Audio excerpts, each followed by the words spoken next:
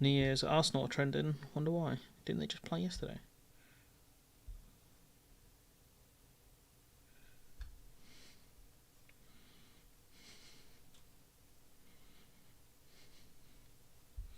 Arsenal fans being salty.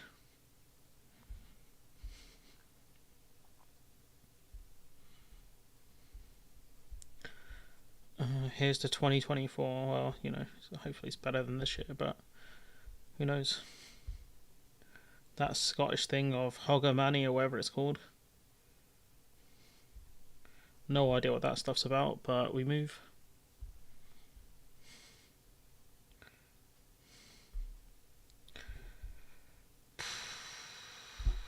Yeah, not too much happening at the moment. Oh, to be fair, I guess it's New Year's. Not much is going to be happening.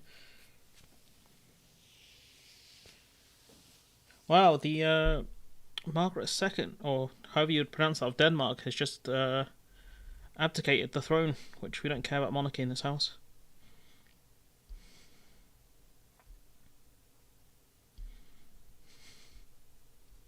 It's a Gordon Ramsay speech. Not Gordon Ramsay, Gordon Brown speech. Let's see. We might end with that. Let's have a look. We'll have a look at that at the end.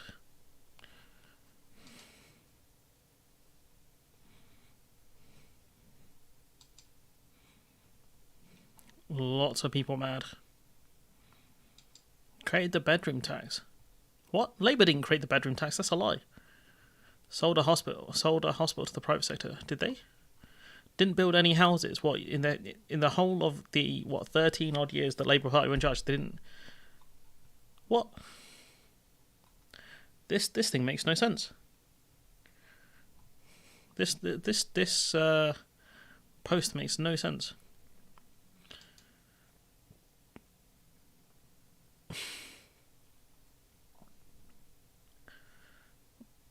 Yeah, there's a lot here to unpack, to be honest, so we'll listen to that one at the end. We've got some questions from the audience, one about what songs are appropriate for today. Probably International Love by Pitbull and Chris Brown, which has somehow become one of my favourite songs of the year, even though it's really old. It's the Johnny Cage theme. Highly recommend it. What am I going to do for New Year's? Probably nothing, to be honest. I don't do stuff for New Year's. I don't do stuff for most occasions, to be honest. Like, barely do anything for my birthday, so... So yeah, not really got any plans. Time for coffee. I mean, it's an accidental stream yesterday. It was kind of funny. But yeah, let's move on. If there's any audience questions, feel free to post them. I'm just gonna go grab a drink quick because I left my drink in the kitchen like an idiot. So bear with me for about 30 seconds. You can see my cool logo. Until then.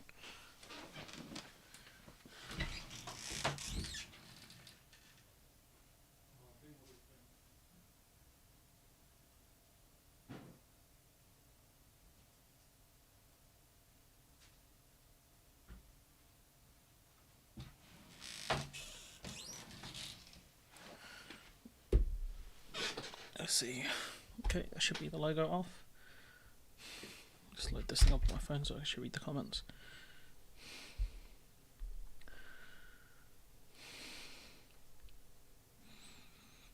So yeah, what's it talking about?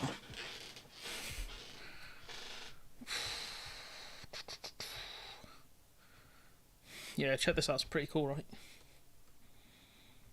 I got all the cards changed on the front. So it looks a lot better. That should be available to purchase as a poster. I need to get a poster of it, to be honest. At some point soon, definitely get it put up. But yeah, we'll move on to topics if no one's got any questions. So I did want to do a video on Femi because he's still pushing the single market nonsense. I've already done the video on it. It's going to come out tomorrow, but he's gonna unleash the soundboard on him. So we'll have a little watch of what he's got to say on the stream, and then the video will come out tomorrow, hopefully. Here, which they've delayed doing. So his video does start good, I'm not going to lie, and then it gets really bad. 5 times because they know it will make prices go up even higher. You're admitting that this could save £1 billion, which means that checks would have cost £1 billion. I thought post-Brexit checks were not going to be disrupted. That's why we're not adopting them. This it would have been an act of self-harm if we'd gone ahead with it. It would have increased costs for people, and we are trying to reduce costs. So that's the purpose of not going ahead with them and trying to ensure that the border flows as smoothly as possible, which benefits everybody. Free trade is hugely advantageous to consumers. Do you know what impact this will actually have? And, Rees-Mogg is a guy who pushes the idea that, if we can import it, why don't we just do that instead of growing it ourselves? No idea what food security is or, securing jobs for people in this country. Genuinely, a really part of the kind of libertarian bit of the Conservative Party, I guess. On prices in supermarkets? Well, some costs it would be quite significant. That if you look at small deliveries of things like cheese, you were talking about 71% increase maximum level on the retail price. And frankly, at that level, goods just wouldn't have come in. Which brings us to Labour. Which is true. The staffing costs alone were ridiculous. So, you can see why the government have delayed this decision and will continue to delay this decision. What Labour will do, I have no idea, because honestly, it's very difficult to figure out the border solution to that, because there's no way they've got the staff or anyone to do the checks. But this is where he goes left field.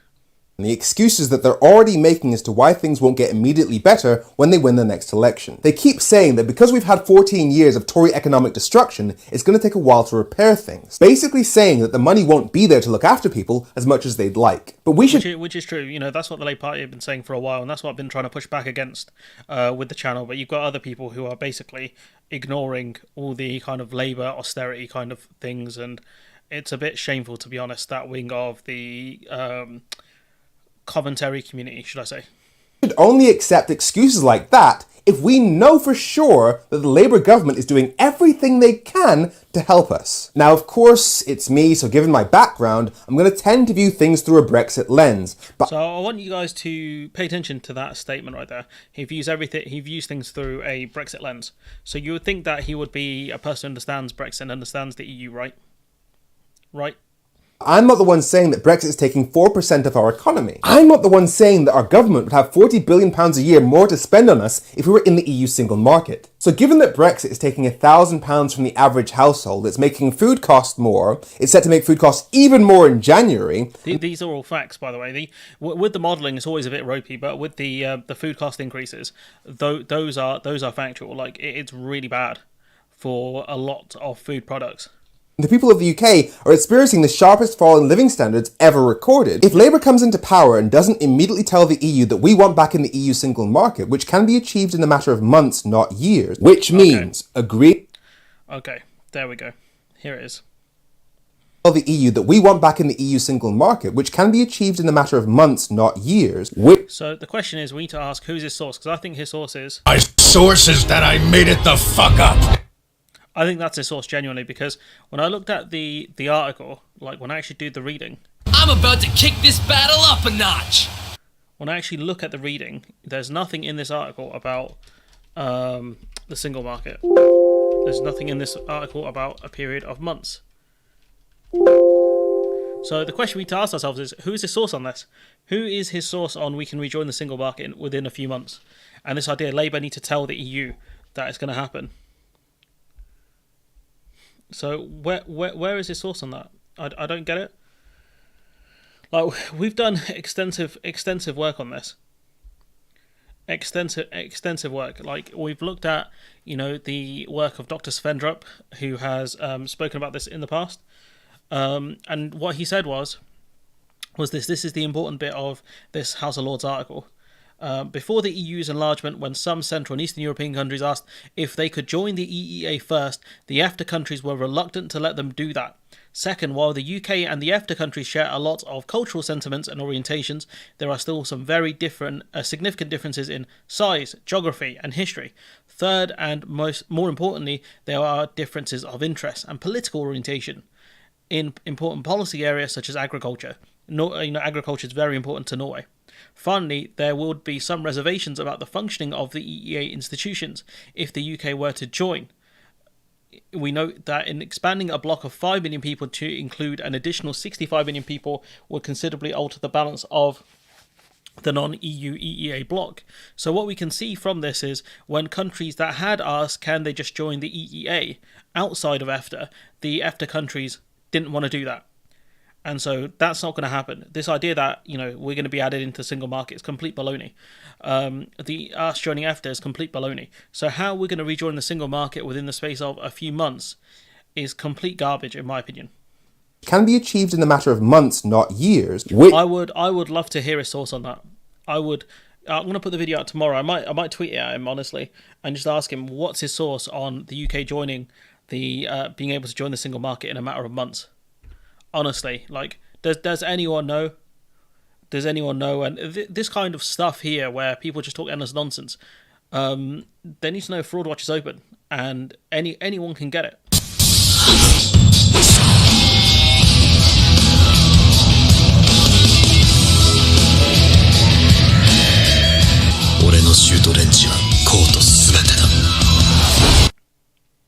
Anyone's in range for this. Because it's impossible. We can't join the single market, especially not within a few months. Like, the amount of political wrangling that would happen would take years, minimum, possibly decades, because it would go through not just the EU countries, but also the EFTA countries. That's more countries. That's about another 5 or 4 countries, I'm going to say, who would negotiate over this. It don't make sense, people. Like, can we stop doing this? Can we, Brexit happened, in 2020? Why are we 2021? Arguably, I think it was. Or was it 2020? I think it was. I think we fully left the single market in 2021, end of 2020, right? Why are people still pushing this nonsense about the single market? I don't get it. I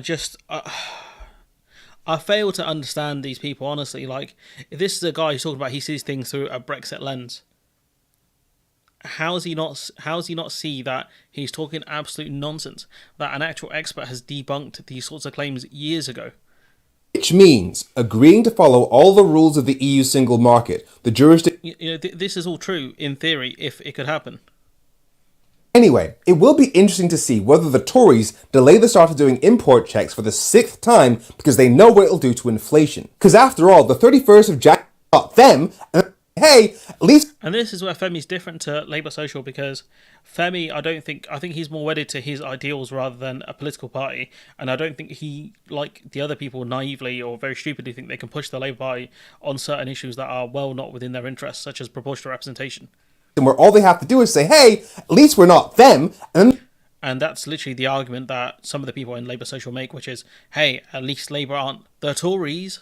They get to be in power for the next 5 years. Yep. Anyway, it will be interesting to see whether the Tories delay the start of doing... I mean, they're going to delay the checks again. They can't. The country can't afford it. Let's be honest. The country cannot afford to do these checks. But I think I've thoroughly debunked these claims, because it doesn't make sense what he's saying, and we need to be careful of people selling snake oil in the space. It's not right, honestly. No one should be able to do it. We should be able to call these people out, because it's wrong.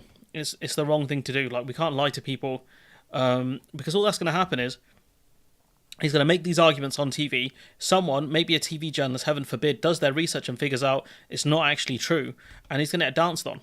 It's going to be ugly. He's going to get absolutely ideologically beaten on TV because he's spreading nonsense.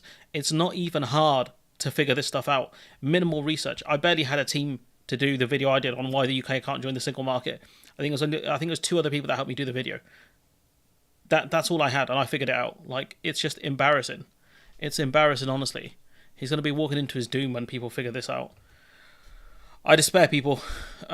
This was, moving on, this was a really good video from Zoe Gardner, in my opinion. Like, this is genuinely, this changed my... I don't know how to explain it, but kind of the things that I thought were decent policies. There are 3 laws in the UK that need to change before we could even be allowed to join the free market again. I mean, it's either we become full EU members, join after, or we get lost. Yeah, that one, to be fair, Ninja, that one's pretty ugly. They spend, and plus that money they push into the NHS, that will come back to the economy. That will come back in via higher taxes, people that are off long-term sick leave, things like that. It's just so stupid.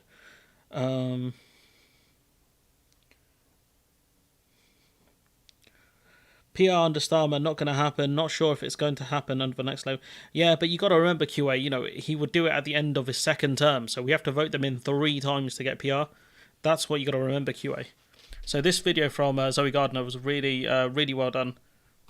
And I guess I'm one of those who was The audio is a bit iffy, I'm not going to lie, but I don't think that's her fault. persuaded that maybe the best way of dealing with those making the journey across Europe from wherever would be to process them in France before, so that we wouldn't have to have people crossing the channel in order to get processed and be deemed a legitimate asylum seeker. Yeah, I think it's understandable, and a lot of people who respond to this from a humanitarian perspective are tempted by this idea. And so I think it's important to sort of lay out what it actually means in practice versus sort of the idea of it, which sounds like, oh, it stops people from crossing the channel. Great. In reality, I don't think it would stop people from needing to cross the channel. And I think it would be extremely costly and very dangerous in terms of human rights. And the very concept of offshoring our asylum process to France is extremely complicated in the first place, because what we'd need to do is we would need to accommodate however many people arrive in France and wish to come to the UK in France in conditions that at the current time it's very difficult for actors such as myself or legal actors or human rights defenders and advocates to gain access to accommodation centres and ensure that they are adequate and living up to the standards that are required to protect people. That would be extremely much more difficult if the people were being accommodated overseas. We would have no oversight over the system there. We would also have to transfer. I think we'd have minimal oversight. It'd be up to the country, depending on how, you know, how it's set up. I think it wouldn't have a lot of oversight, and you would have, you know, additional language barriers as well. I think English people are notorious for not wanting to learn another language. You know, you'd have to have a lot of translators and other people around just for the British staff. It would be a complete nightmare. A huge number of our own British staff over to France, which would be hugely expensive and costly, and again would remove our ability to have adequate oversight over the procedures that were going on there.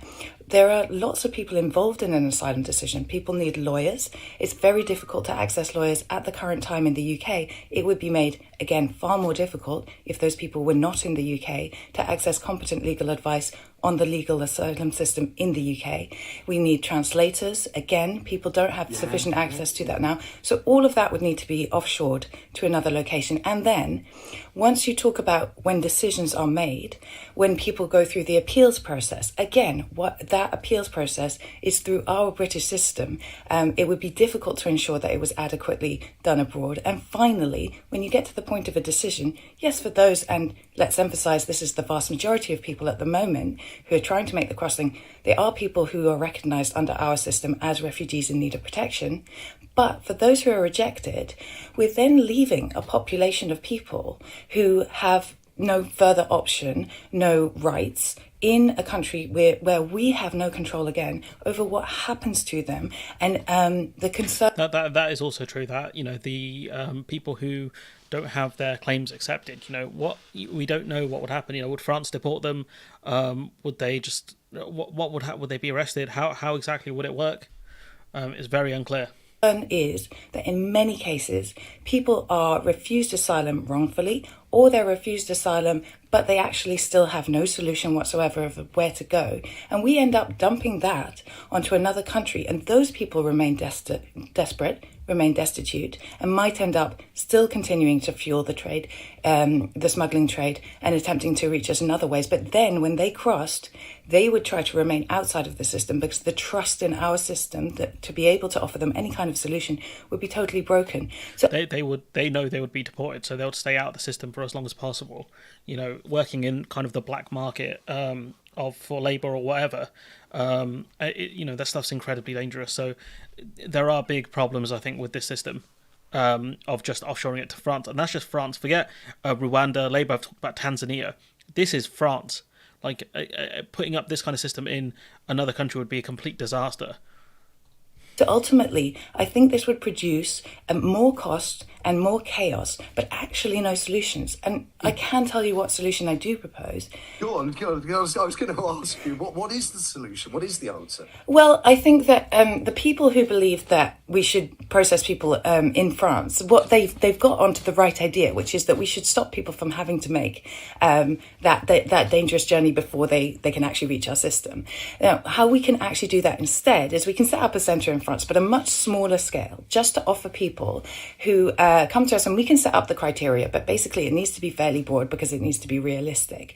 People who have decided that where they wish to seek safety is the UK, we can give them a travel document that so we know who they are. We know we have this all done in a regulated and formalised manner.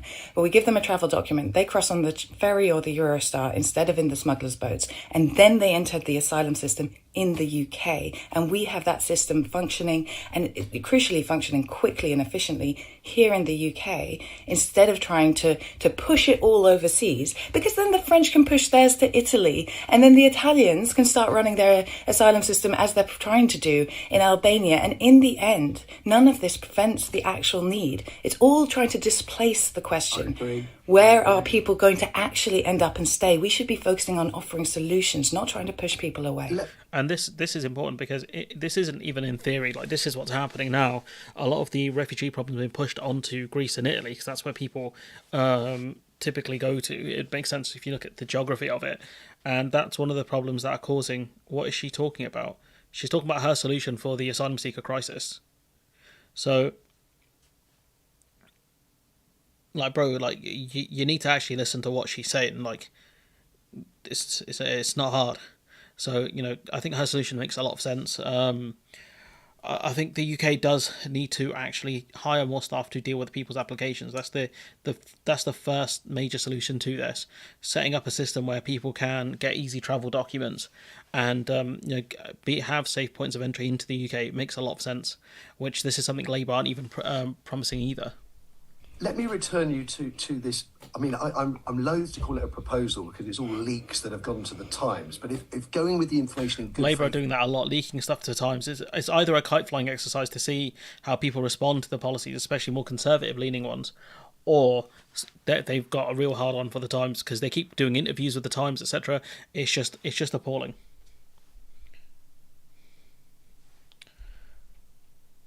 I mean... Verti, that's not even true. The EU27 doesn't have their own procedures.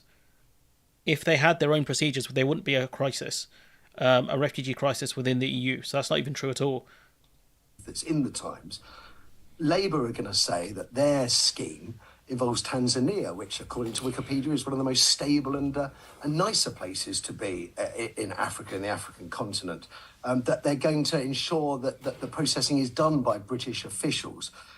Does any of that mitigate for you? I mean, I can see that compared to Rwanda, which is, I mean, to my mind, it is just an abhorrent policy, that Tanzania would be more appealing than Rwanda, but it's a long way short of what you're discussing or proposing, Zoe. Yes, obviously, Rwanda has specific difficulties in the fact that it is like a repressive You had the problem back in the early 2010s. That was before the Russian invasion of Ukraine, so that statement doesn't make any sense. Come on, bro. The crisis in the Med was in around the 2010s. It wasn't this recent time. You know, Russia have made it worse. Belarus have made it worse on a different side, but that's not even true what you're talking about there. Dictatorship without a free press and without human rights protections and so on. That is particularly bad. But I mean, I think your listeners will understand that there is this is what's so dangerous, is the conversation has shifted to such a degree that we're talking about Tanzania, sending refugees to Tanzania as being the sort of more moderate and humane option. I'm afraid it's not. It's simply not, and we need to push back against this really strongly. And that's what Braverman has done really successfully, is push the Overton window so far to the right that even Labour are talking about offshoring asylum seekers and refugees to random countries around the world. Like, this stuff makes absolutely no sense. It's actually very dangerous. It is not acceptable and will not work. It's untested, unproven, unsupported by any evidence, and it is cruel. It is. She did have some interesting. So this is the leak to the Times. Labour's drawing up plans, quote, legally watertight alternatives to the Rwanda plan. Because this is all they'll do is try and diffuse any Tory narratives by becoming like the Tories. This from Zoe Gardner. Labour confirmed this morning that the offshoring process of asylum seekers is on the table for them. She talks about the fact that this kind of policy is aiming for, kind of bigoted red wall voters when there aren't even that many of them. I think maybe politicians do think British people are far more bigoted than they are. Russia is flying. Yeah, my guy. We're talking about the Mediterranean. Like, Finland is not in the Mediterranean. Like, if you look at where the original, the main problems were back in the early 2010s, it was in Greece and Italy predominantly, not in Finland. So yeah, I think they think that British people are more bigoted than they are. I think there is still underlying kind of racism and things like that within the UK, but I don't think it's as bad as the politicians think it is, to the point where they're focusing on these policies. But again, if people keep focusing on Labour's, that was also who manufactured that crisis. I would love to know. The one in the 2010s, I would love to know. The situation is this, right? Going back to this, is that they don't have much. So you're telling me Russia created the refugee crisis in the early 2010s? Are you being serious? Are you being serious, bro? Are you saying that Russia caused the crisis in Libya? Are you genuinely being serious right now? Anyways, she talks about the polls saying the UK and the Red Wall 2 wants levelling up and investment. Okay. But yeah, this is, like, to be fair though, Labour again focusing on this stuff. Hi, Leeds. Labour focusing on this stuff. What that means is that I think people will ask them less questions about the economics, just like the Tories. Ask them less questions about their plans for the economy, and more questions around how this policy going to work, etc. I think that's what Labour's play is, because that's what the Tories play is with this stuff. She also does talk about ask yourself why exactly 0% of all experts, lawyers, and humanitarians who work with refugees and advocate for their rights support processing asylum claims in France. Sorry, is there a typo here? 0%, sorry. Why no one supports this policy? That's the question you need to ask yourselves. So, and again, she's right, why aren't people pushing for this policy if it's so good? This one's quite interesting we've got some stuff on Labour, to be fair. It's a good transition point, which is Sue Gray has stopped Starmer's advisors, who are unelected people in their 20s or 30s who think they know it all, giving negative briefings about Andy Burnham. So about 6 months ago, or maybe less than that, Andy Burnham complained that he was being constantly briefed against. And so there it is. In May, Burnham asked to be left alone in an interview on Times Radio. Whenever I go out with something positive, the negative Westminster briefing machine somehow flicks into gear, and that all I'd say is leave me alone. Let's see. What else does it say? Gray has instigated regular meetings between him and Starmer, weekly meetings. This is actually good. I think if this stuff is really happening, this stuff vindicates, I think, Starmer's pick for Sue Gray, because it goes to show that Starmer's team is a complete mess. It's a complete mess. If he was allowing these briefings to happen and did nothing about it, they should be building stronger ties with the different mayors in the country to show that devolution and things like that work. Especially on one of Labour's policies, I don't know if it is anymore, was devolution. So again, this stuff should be carrying on to happen. So it shows you the competence of Sue Gray, I guess, which is good. Labour drawing up plans to create thousands of new nursery places for kids under 5. Which is a good policy. I think it should be even kids above, maybe kids up to 11 or up to 13 maybe. Under the proposals, the party is looking to fund new nurseries in primary schools across the country to provide continuity of education for younger children. The centres would be integrated into existing schools, which makes a lot of sense because the school's already there to set up to look after kids. So this makes a lot of sense. Modernised childcare system available from the end of parental leave to the end of primary school. So it wouldn't be kids up to 5.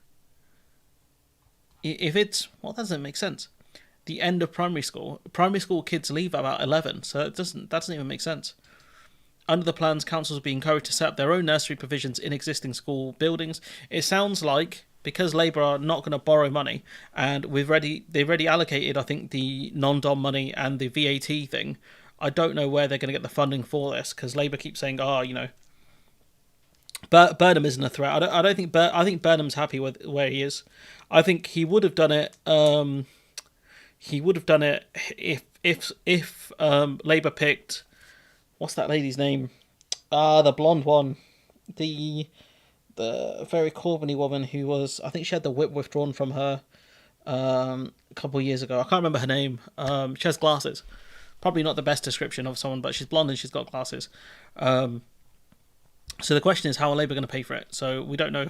Someone did mention, will it be from the non-dom or the VAT school fees? But objectively, this is a good policy. The question is, when Labour asks how you're going to pay for it, the question is how they're going to pay for it. But this is objectively a good policy. Someone claiming Starmer is detached from the party, ex-Labour policy chief. So again, that's not great. And to be fair, he's quite detached, I think, from Labour's core ideals. This about this is actually quite funny, this one. So we'll play this one. Actually, the government It's not about Labour. This is about the Tories and the pints. are essentially backing down on potential promises around looking for changing the law after Brexit to bring back imperial measures. There was a consultation. Almost 99% of the people who replied to that consultation said actually no, they were fine with the law as it was, where essentially you can use. So the people said, no, we're okay with this. And the government are like, nah, blood, you're not. Use imperial and metric measures alongside one another, as long as the metric measures are the more prominent of the two. Now, as you were saying, Wilfred, what's interesting is the government have backed away from that, while simultaneously announcing that for the first time ever, we're going to be able to buy pints of wine, pints of sparkling wine on UK shelves. Now, this is seen as a Brexit dividend, a small triumph, perhaps, for what the UK government is saying about 900 British vineyards that are set to benefit from this. What benefit do we have, of switching to pints? There's no benefit here unless you're trying to con consumers. Where's the benefit? I don't get it. So ahead of New Year's Eve, potentially this could be seen as a small news win for the government, but nonetheless. No one wants this. The metric system is objectively better than the imperial system. It's an objective truth. I think most people will be asking themselves, do we really need a pint of wine when we already have the option to buy 200 millilitres, 500 millilitres, and your usual sized bottle of wine as well? But shrinkflation, but make it. See, it's calling high no justice. It's to con the British people. That's why it's there. That this shit makes no sense. Nonetheless, especially when I think a lot of people my age would go for the. To be fair, I think they can list both measurements. I think if they list it as both pints and in millilitres, they'd be okay. But this stuff's so dumb. It's known to be popular with Winston Churchill, for instance, who always said... Bro, how long has Winston Churchill been dead for? No one cares about the imperial system. Only Americans care about the imperial system. The imperial system is ass. It's straight ass. Honestly, use 1 cup of flour. What the hell's a cup of flour? There's a reason why I hate watching videos by Americans when it comes to baking. 2.5 cups. What does that mean? Just put it in grams, big man. Grams. It don't make sense. 1 packed cup. What? The only thing's getting packed up is them, folks. They're getting it smoked. Honestly, just use grams. Just use grams. It don't make sense. It was a great idea to have a pint of champagne, either between 2 at lunch or for... You can't even get a pint of champagne because champagne is specific to France. France ain't going to sell you a pint of it. 1 at dinner. Well, there we go, Mari. I think we'll... Just this stuff's so dumb. I'll cover this in a video, like most of these topics, but this is so dumb. This is the same thing. This from Rachel Sharby. The Middle East. This is quite interesting. People are absolutely horrified by what is going on in Gaza. And it's not just the brutal civilian deaths, but it's what Israel is now saying it wants to happen, which is ethnic cleansing. It's talking about, we had the Israeli foreign minister just the other day on Israeli TV asking countries to take Gazans, to take them out of Gaza. It is openly talking about transfer. It's the logical conclusion to Israel of what it's done in Gaza, which is made it uninhabitable. You've seen that. Sky's own coverage has seen that. And now we're talking about forced transfer. So the fact that Biden is responding to that scale of danger for Palestinians in Gaza in this way is so out of step with how most people are feeling. And, we knew this was going to happen anyways. Like, this was so obvious. And her kind of pointing out that it's not, quote, forced, end quote, transfer, as it's at gunpoint, but in killing thousands of civilians, injuring tens of thousands more, starving the population, decimating healthcare, homes, and all things that enable life, and then saying, wouldn't these Palestinians be better off leaving? Which has been their plan from the start. Like, we know this to be true, because they kept trying to tell people, oh yeah, just go to Egypt. This was the plan from the start. We all knew this, but the politicians and certain parts of the media just wouldn't accept it. Why else would you go through indiscriminate bombing runs? Why else would you do that? It doesn't make sense. This from the Israeli government spokesperson. I mean, this is embarrassing. Given that we have heard from the IDF about what took place at the Maghazi refugee camp, I wonder if we might focus the majority of our time on that. What is your understanding as to what took place there on Christmas Eve? My understanding is, as a military spokesperson has told Israeli television, an incorrect munition was used in that strike. We, of course, do our best to be targeted and precise. No, you don't. You've literally destroyed parts of Gaza completely. Like, there's nothing there. This idea they're trying to be targeted and all this, it's nonsense, absolute propaganda. And to target the Hamas terrorists and do everything to get civilians out of harm's way. And it appears that in this mistake, in war, a mistake was made. So the person who made the mistake's been fired, right? They're going to face court-martial, right? They're going to be actually punished, right? And we are learning lessons. Bro, learning lessons, come on, blood. Ridiculous. This little discussion I found quite interesting between, I think his name is Niall, the one we just saw a minute ago, and that's not Sam Coates. Oh, it's Ed Conway. It's very confusing. It's Ed Conway and Niall Patterson. See how close I was there? I mean, people are generally, under these schemes that we're talking about, coming here to work. I mean, is this just a natural consequence of us not being able to recruit directly from the continent? Well, we've swapped relatively high levels of European EU immigration. Now, when you look at EU kind of citizens, they are leaving the UK in net terms. We've swapped that with immigration primarily from places like India, some parts of Africa as well, China as well. Well, Bangladesh, bro, why are we not making the cut? Come on. So it's a swap. And also, by the way, UK people, so what was another interesting kind of nuance is that it used to be that UK people, there was kind of emigration in British-born people, they would kind of go overseas. A lot of them going to Europe, most people going to Europe because we were all part of a single market. That's now reversed. So a lot of people who, I guess, hitherto might have gone over to Europe are not going, they're staying at home. But this is also one of the other sides of losing freedom of movement. It wasn't just people coming here. It was so we could go and work in other countries and things like that. Obviously, you're meant to apply for residency if you want to live there long term. Some Brits in Spain didn't do that and they got deported because of Brexit. But this is one of the other sides of freedom of movement, which people didn't understand, and the service sector got hit by it pretty badly. A lot of kind of industries that move around got hit by it really badly, musicians and stuff as well. Because even this idea of us getting kind of musicians' visas, it's not the end all and be all. Like, you need a whole team in order to do live performances. It's very complicated from what I've heard, and you don't want to be swapping around different people because your team might not be able to get visas and things like that. But in a sense, haven't we kind of put the cart before the horse? I mean, we're turning off the taps in terms of people coming to this country to work. We have an awful lot of people in this country, and this goes to productivity and so on, but we have an awful lot of people out of work at the moment and seemingly never, a lot of them seemingly never coming back.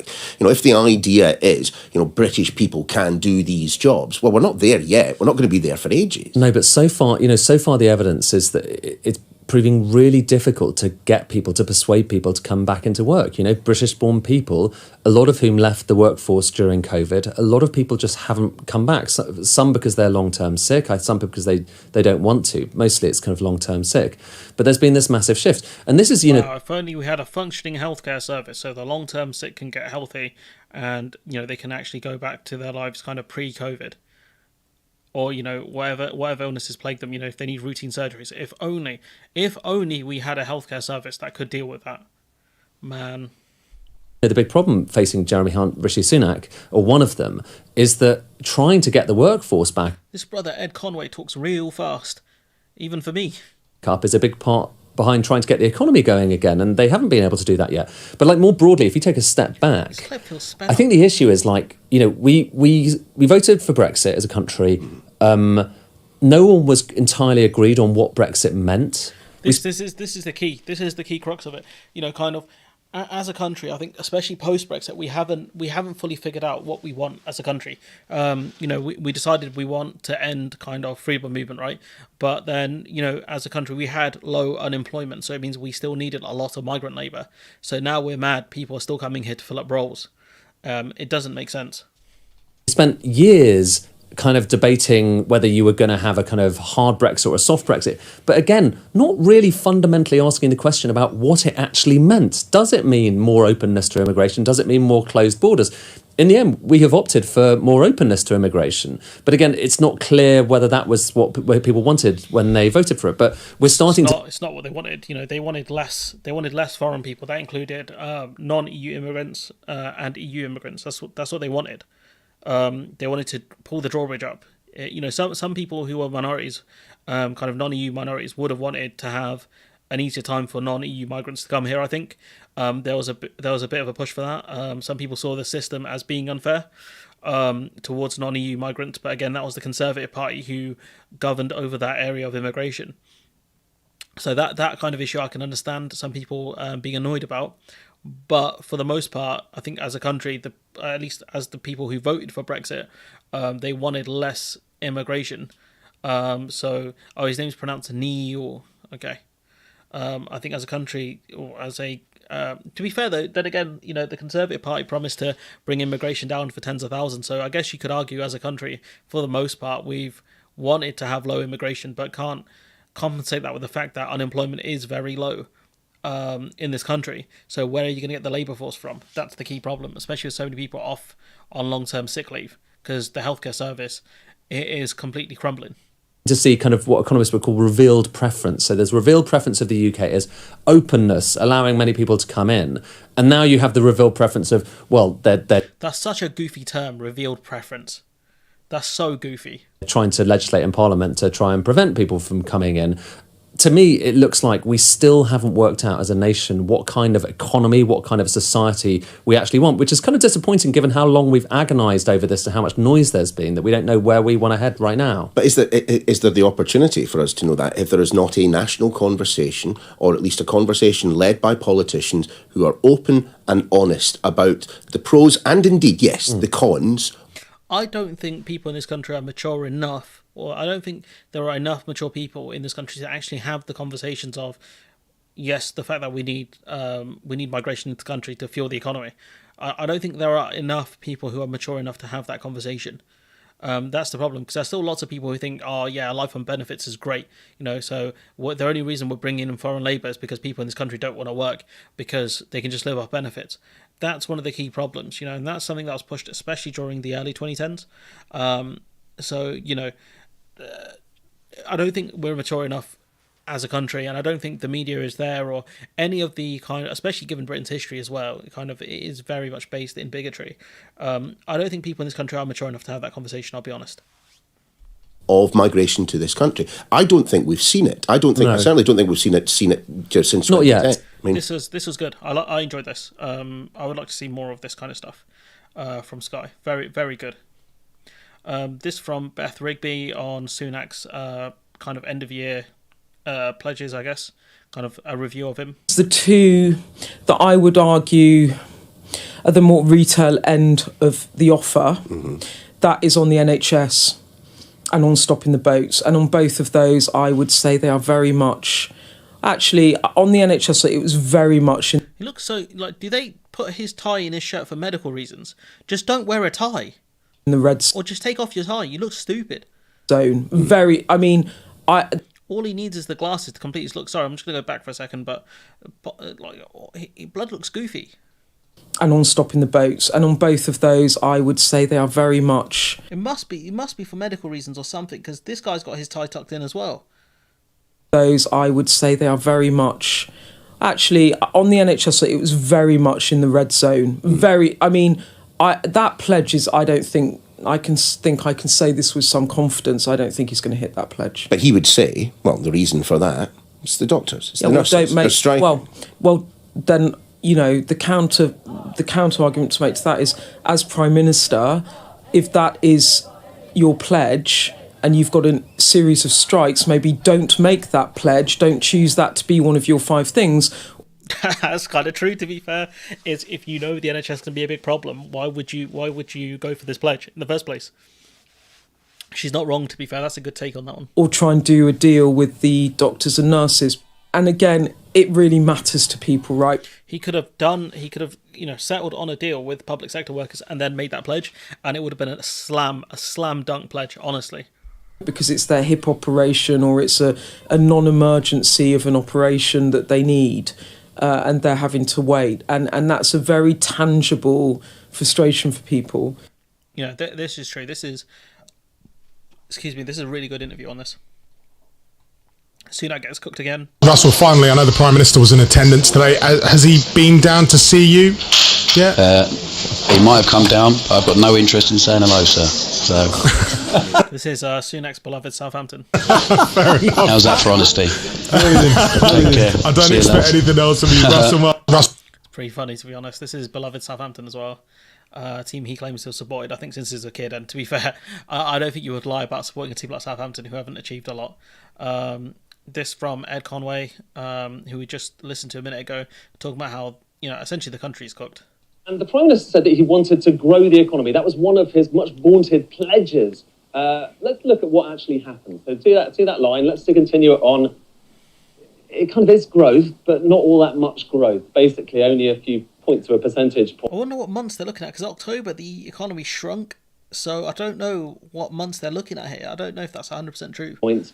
And that's, it's not necessarily a recession, but it's not quite as good as what we were seeing before. So before the pandemic, that's where the trend growth line was. So we were heading in that direction. Instead, we've gone there, and there's a big gap. Worse off. Okay, no, that makes sense. As a country, than we would have been potentially had that trend continued. And part of the explanation for that is the cost of living, inflation. This is showing you inflation going back a few years, and you can see the big rise in inflation that we saw in This inflation here is quite surprising around 2016. I wonder what was happening back then. 2022, up to kind of double digits levels. Yeah. That's where it started the year. The Prime Minister said, again, in this case, another pledge, he wants to halve inflation. Did he halve inflation? Well, look, it did come down to 3.9%, so more than half. Whether he had anything to do with that is another question. No, he didn't, because he even admitted he didn't. He said the best thing we could do is do nothing. That's what he did. That's what the Chancellor did, They said we can't offer people more support because it'll fuel inflation. So he did nothing to halve inflation. Doesn't make sense. It's the Bank of England's job to deal with inflation. But nonetheless, that is some good news. However, the cost of living crisis didn't go away. We are still paying 15% more than we were back then. That's the rate of change. But the absolute level of how much we're paying for things, that's gone up an awful lot. For some reason, the comments on my phone aren't refreshing. I don't know why. It's really annoying. Let's see. Sorry, let me go back, because I keep, shrinkflation, there we go. The UN coined a new term, domicide, to describe the deliberate destruction of residential. That's quite interesting. And ironic that Israel basically created a new term for kind of genocide, I guess. We spent billions. Is it me, or has Maj gone very low sound on his mic? Is it bad? Because it on OBS it comes up like yellow, so it's close to red. It might be just because I've looked down. I don't know. Is it still bad? People out of work is at a record low in the UK. Yeah, that's what I'm talking about. Unemployment being low. Let's see, what else is there? 2024 is going to be ghastly. I'm ready for it. No one's going to be ready for the hell we're going to face in 24. Yo, my GL Azid, what are you saying, bro? What are you saying? Your mic is very clear, sounds good, but the other sounds are a bit loud.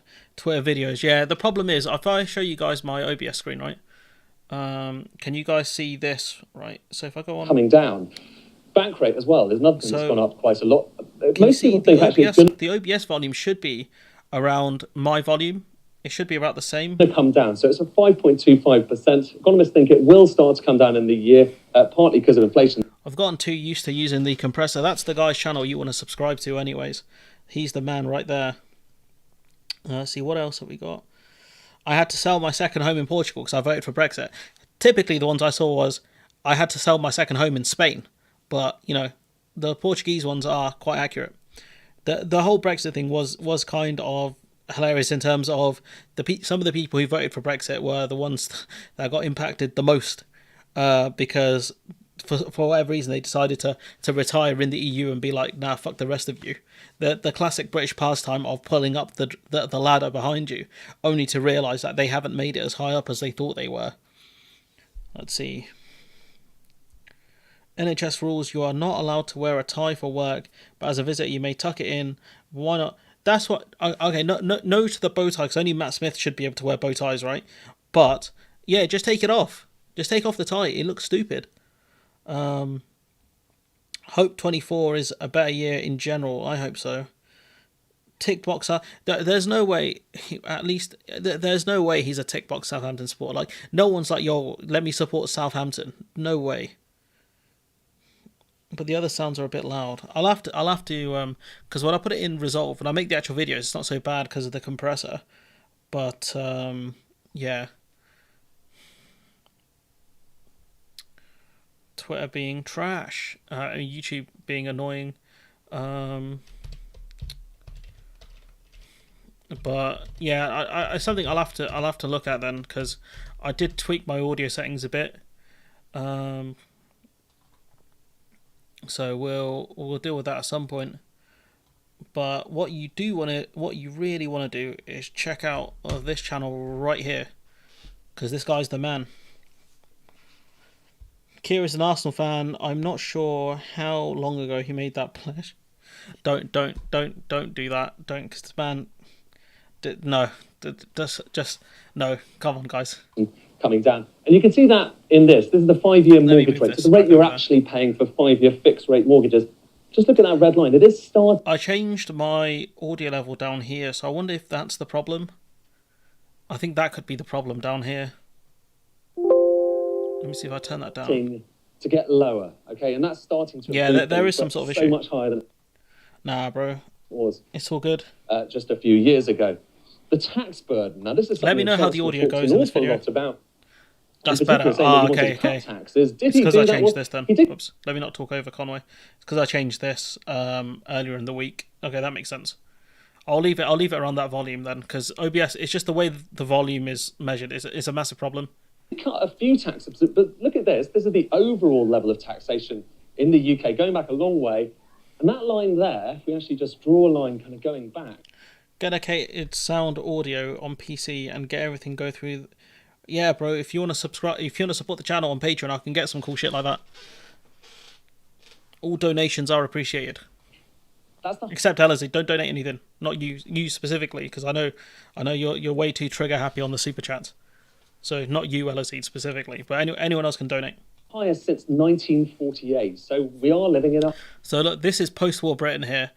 Highest level since 48. I think that's higher, no? Depending on what year that is at the bottom. Higher tax economy under this government, and that's going to be interesting to see how that pans out. And also the fact that the tax burden is on lower earners. I don't know how high the tax rates were back in 1948. I can show you a freeway law.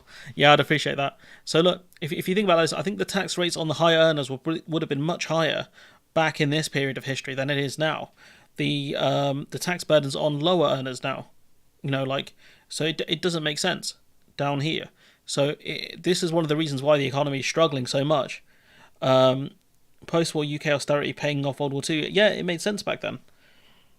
If I had money, I'm saying up to you, get a new PC myself, let alone any card. And that's going to be interesting to see how that pans out. Now, finally, in a sense, perhaps the most important thing of all, There was another one of those pledges, wasn't there, about illegal migration, so stop the boat. This is probably more significant. This is legal migration. And the picture here, we've got updated numbers, I'll update those, which showed that in 2022, net migration, so the number of people coming in minus those... I don't think Sunak make a pledge on migration. This guy is just, he's going off on it a bit. Don't know why Conway's talking about kind of legal migration when it goes back to 1855. God damn. I don't think it makes sense to have this, to mention this in this conversation, considering one of Sunak's pledges was to stop the boats. It wasn't anything to do with migration. It doesn't make sense. Mike Freeman. Shouts out to Mike Freeman, a Raiden class member. You'd love to see it. So we mentioned this. Do I have this twice? No. No, I switched it around. So we're coming towards the end of the stream. If you've got any questions, feel free to throw them in the section now, because we are right by the end. I don't think there's anything else I really wanted to... Oh, we've got this Gordon Brown clip. I don't know if there's anything else I want to mention. Bear with. Let me have a look quickly what I've saved on my Twitter feed. There was this. No, I don't think it's... Oh, this guy again. I'm bored of talking about West Streeting. Fuck this guy. Honestly, get him gone. No, that's it. So... for whatever reason, and I don't know why, it looks like Sunak wants to bring Dominic Cummings back in, and it was very interesting during a lot of those early hearings where Dominic Cummings was in front of the Select Committee. He didn't badmouth Rishi Sunak. He didn't say much about Rishi Sunak at the time, and I don't think he did after Johnson went either in the more recent hearings. So I think they always kept that bridge open so that Cummings could come back. And so what Cummings wanted was, he wanted more control right now to kind of change the civil service and other things. I think he's capping when he talks about wanting to make the make the country more kind of pandemic proof. Honestly, I think he's absolutely lying there. Get a computer science, tell them you do YouTube. I'm sure. Nah, bro. My channel's not big enough to play the, yeah, I've got a YouTube channel card, give me free stuff. My channel is not that big. Definitely not. So he's met him twice over the year. I think this is a really good picture, actually. Excuse me. It's a really good picture. But I think Rishi Sunak is desperate. I don't know if Isaac Levido, or whatever his name is, approved of Sunak doing this. But I don't see bringing Cummings back was a good idea. Smaller channels get sponsors. I'd have to see that. I'd have to reach out to someone. I'm definitely not doing Manscaped though. That stuff's so cringe. I'd have to see, because it depends on views, I think, more than anything. I don't know if I want to go the sponsorship route for like general videos. With this thing, it shows you bro's desperate. This move right here shows, because Cummings got two big wins. He got Brexit and he got the 2019 election. That's about it. Get a discount for a drop. Mention. All right, I'll think about it. I'll see who's out there. But yeah, for now at least, that'll be next year's project. Getting a PC, anyways. Probably around summer next year. I'll probably look at changing up my build. Yeah, politics is tough for me to follow. I respect your ability to keep up. Yeah, man, it's a complete roller coaster, to be honest with you. I think you guys have it worse though, in America, to be honest, because there's all sorts of whack politicians out there. Like, I think the way the system is set up over there, you can get like, I want to say complete lunatics, but we also have complete lunatics. We've got like this guy called Lee Anderson who wanted to do a boxing match with someone because he's a complete idiot. We've got Jonathan Gullis, who, I'm not going to accuse him of taking substances, but yeah, bro, definitely looks a bit off in PMQs. We have, West Streeting as well. Absolute prat. I was going to call him something else there. I was going to use the insult Ramsey used on Giovanni, but I didn't want to do that. Genuinely dislike the guy. And obviously we've got the Knight as well, who's a complete fraud. But we're going to cut to this clip here. Someone posted of Gordon Brown talking about, the legacy of the last Labour government, I guess. Then look at what we have this loud as hell achieved together since 1997. The winter fuel allowance, the shortest waiting times in history, crime down by a third, the creation of Sure Start, the cancer guarantee, record results in schools, more students than ever, the Disability Discrimination Act, devolution, civil partnerships, peace in Northern Ireland, the social chapter, 500,000 children out of poverty, maternity pay, paternity leave, child benefit at record levels. Feels like they've added in the applause like after the fact, I don't know. The minimum wage, the ban on cluster bombs, the cancelling of debt, the trebling of aid, the first ever Climate Change Act. That's the Britain we've been building together. That's the change we choose. And, you know, these are all cool, but I don't know if the next iteration of Labour will do these things. That's my big fear. I keep getting emails about private health coverage, you know, it's really pissing me off. Because, you know, like, it's exploiting people. Exploiting their desperation to need healthcare, honestly. But yeah, this is the legacy. I could never see this government negotiate the Good Friday Agreement. Not this iteration of the Tories, but, you know, I think, what's his name? John Major did a lot of the spade work for the Good Friday Agreement, I believe. So I think Major would have done it, even though he was too busy with Edwina Currie, which is a funny joke, to be honest. Gordon Brown doing his Praise the Lord Act. What? But yeah, you know, it's a pretty good speech. I mean, if you ask the Tories to do a version of this, what would they have? Gay marriage, and we got Brexit done. Have they got any other achievements that they could tout like this? They could. I mean, if it was in conservative circles, they would argue cut taxes for the rich, privatise Royal Mail. What else? What else are their major things they would claim that they have done? I don't think there is many others. Crumble the NHS, privatise Royal Mail, allow energy companies to make off like bandits during the energy crisis.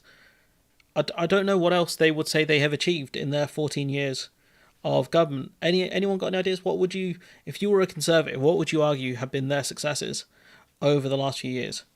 Very much so. John Major did a lot of work. He point back lied to Parliament when asked about what was going on. Southern US states reference, praise the Lord. Get it? He's with you. I don't get it, but sure. Doesn't really matter. Probably look at ending the stream here, to be honest. I don't think there's much more to say, apart from peep how cool the logo is, the banner is. Thing's dope.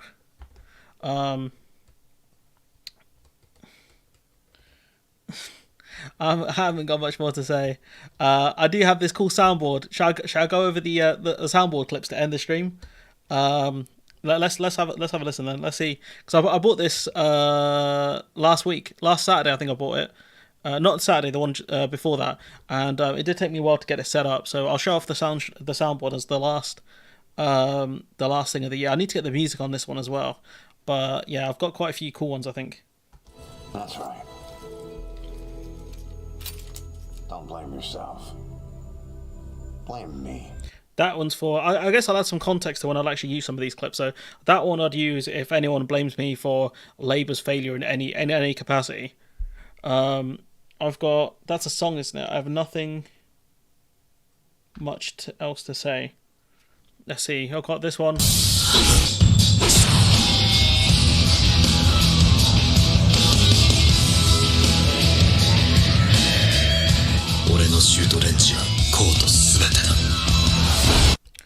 That's to let anyone else in the space know that they're free. I can get them at any time. You know, if they keep talking nonsense, they will get a video done on them. As minor of a threat that is, that's all I have. So to let them know, they best watch out when it comes to spreading misinformation, because I am around. Got this one. This one's one of my favourites. Start praying, boy. Start praying, boy. That's from Maxwell. That one's hilarious. Got the cage dance from MK1. It makes me... I don't know why this dance is so stupid. That one makes me laugh. Got this Dante one. I fail to see the logic here.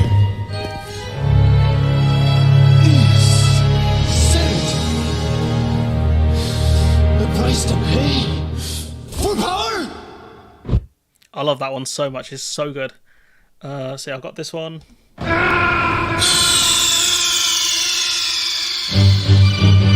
are you okay?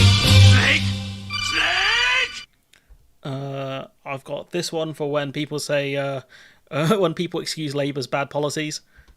I know you understand. I had to blur out the gun because I don't know if YouTube would appreciate that. Yeah, you can say that if I stop uploading videos, LZ. That's the day you can message me with that. I'm about to kick this battle up a notch. There's some really cool Kai ones I want to use. I'm talking ideals. That's a good one for when I debate people. This one is definitely the best one that I have. No one can beat this one. My source is that I made it the fuck up. My source is that I made it the fuck up. It's genuinely, that one is gold, and that one you're going to see a lot of. Hey, I'm not sorry. Hey, I'm not surprised. Yeah, got some Diaz. I've got this one as well. I genuinely don't know when I'm going to use this, so I don't know why I put it on my soundboard, but it's here. Yeah, but the thing is, he's funny. He's funny. I like he was Trump before Trump as well, because he said "Make America Great Again." Oh, I'm clipping my audio. He said "Make America Great Again" before Trump. So yeah, I don't know when I'm ever going to use this one, but this one's pretty good. Now for a lesson. You may have heard these words before, but I'll teach you what they really mean. Go beyond. Plus.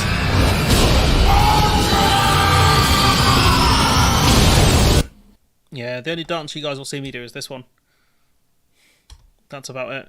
Obviously I've got Piccolo. Obviously I've got the classic Venom smoking the pack. Let them know that's what's going to happen to their ideas. At least when I'm through with them.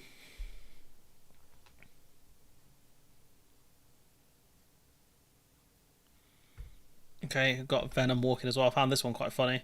Play this one over walking back into hell because I have to talk about the nonsense other people come up with. Because that is what it feels like sometimes. I've got this one as well, which I need to edit this one, I think, a bit more. Assembled all. Exodia. I need to redo this. Possible. No one's ever been able to call. Obliterate.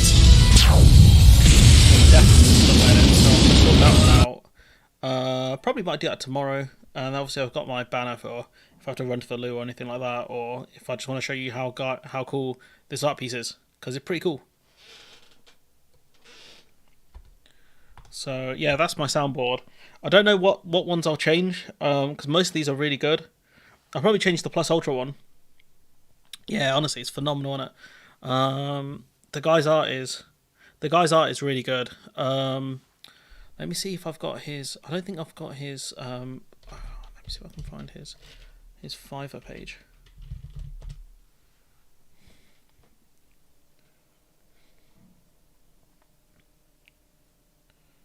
My man Gus. Big up Gus. You know he's OP because he's got a 5-star rating, 492 reviews. This guy is really good. I'll plug his channel. I'll plug his page even. This guy really good, really talented artist, honestly. So yeah, I can't wait to. I want to get a post of this, but the problem. Oh, why is it not displaying for? Is it displaying? Yeah, I want to get this put on a poster in my living room, but I don't know if my mum would allow it. I might just do it anyways. What you can do. But yeah, he did a really great job with the art piece. The only thing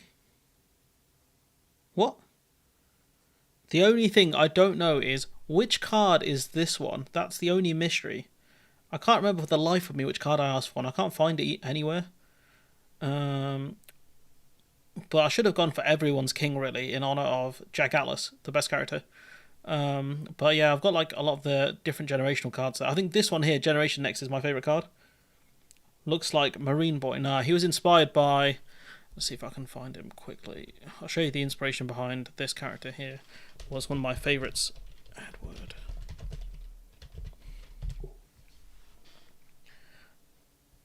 It was this man here, Edward Kenway of AC Black Flag, which is, I think, my favourite game all time. I don't know, it's very close. But hopefully you can kind of see the resemblance between them, kind of. He's the Asian Kenway, I guess. I can't really move that, but yeah, he was the inspiration behind the piece. So he was one of my favourite characters. He's just so funny. Is that a cosplay of him? It's a damn good cosplay, if that's true. But yeah, he was cool. Even though he died in a really bad way, we still respect Edward Kenway in this house, the best Kenway. But yeah, I think we'll call it a day. Thanks for everyone joining. Shouts out Elazid and NJ who were here, the famous people. You know, I might as well leave a link to her channel. I don't know if she's still here, but might as well be cool for the people. I need to get like a bot or something to do this. She had a video come out today on Sunak, to be fair.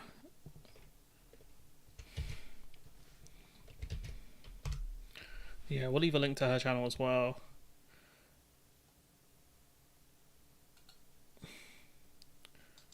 Americans on TikTok are very confused by chicken tikka masala. Yeah, that doesn't surprise me. Yeah, it's 2024 in a few hours. What I'm going to be doing is probably just stay home. I'm not cool enough to get invited into parties and stuff, so plus I wouldn't go anyway, so I don't see... I wouldn't see the point of it, to be honest. Oh, that wasn't playing. That's good. But yeah, we'll call it a day there. Thanks to all the cool people who joined and spent the end of year here, I guess, or near enough the end of year.